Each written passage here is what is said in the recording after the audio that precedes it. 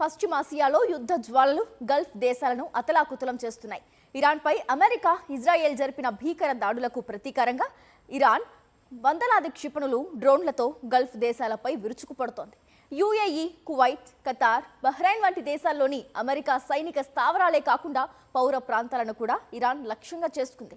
గగనతలంలోనే majority దాడులను అడ్డుకున్నట్లు ఆయా దేశాలు ప్రకటిస్తున్నా పరిస్థితి మాత్రం అత్యంత ఉద్రిక్తంగా ఉంది. గల్ఫ్ రీజియన్లో ఇప్పుడు యుద్ధ మేఘాలు కమ్ముకున్నాయి. గత 2 రోజులుగా ఇరాన్ ఏకంగా 390 క్షిపణులు, 830 డ్రోన్లతో గల్ఫ్ దేశాలపై భారీ దాడులు చేస్తోంది. అమెరికా సైనిక స్థావరాలున్న ప్రాంతాలే కాకుండా విమానాశ్రయాలు, హోటళ్లు, నివాస ప్రాంతాలను కూడా ఇరాన్ వదల్లేదు. యునైటెడ్ అరబ్ ఎమిరేట్స్ పై ఇరాన్ 541 డ్రోన్లు, 165 బాలిస్టిక్ క్షిపణులను ప్రయోగించింది.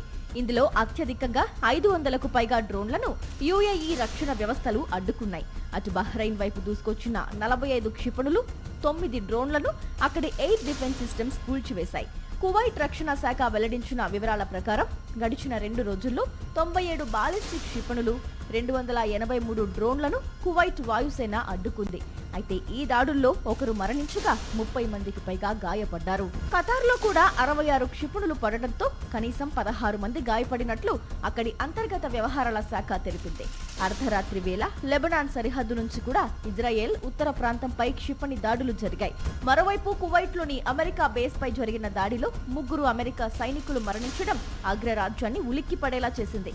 యుద్ధం మొదలైన 2 రోజుల్లోనే అమెరికాకు ఇంతటి ప్రాణ నష్టం జరగడం పరిస్థితి తీవ్రతకు అద్దం పడుతోంది. యుద్ధం సామాన్యుల పాలిట శాపంగా మారింది. అమెరికా B-2 స్టెల్త్ బాంబర్లు ఇరాన్ క్షిపణి తయారీ కేంద్రాలను లక్ష్యంగా చేసుకుంటూ ఉండగా ఇరాన్ మాత్రం గల్ఫ్ రీజియన్ అంతటా మంటలు రేపుతోంది. ప్రస్తుతానికి గల్ఫ్ దేశాలు చాలా దాడులను అడ్డుకున్నప్పటికీ ఇరాన్ తన అమ్ముల పొద్దులోని ఆయుధాలను నిరంతరాయంగా ప్రయోగిస్తూ ఉండటం ఆ దేశాలను ఆందోళనకు గురి చేస్తోంది. యుద్ధం ప్రాణరక్షక నిలయాలైన ఆసుపత్రులను కూడా వదలటం లేదు. టెహ్రాన్లోని గాంధీ ఆసుపత్రిపై జరిగిన దాడి అత్యంత ఆందోళనకరమని ప్రపంచ ఆరోగ్య సంస్థ చీఫ్ టెడ్రోస్ అధనామ్ తీవ్రంగా ఖండించారు.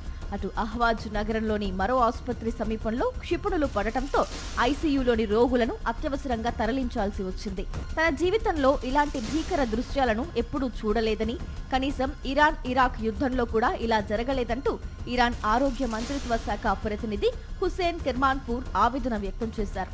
ఆసుపత్రి పక్కనే క్షిపణులు పేలుతుంటే దట్టమైన పొగల మధ్య రోగులను చేతులతో ఎత్తుకుని వీధుల్లోకి పరుగులు తీస్తున్న దృశ్యాలు అక్కడ నెలకొన్న దయనీయ స్థితికి అద్దం పడుతున్నాయి.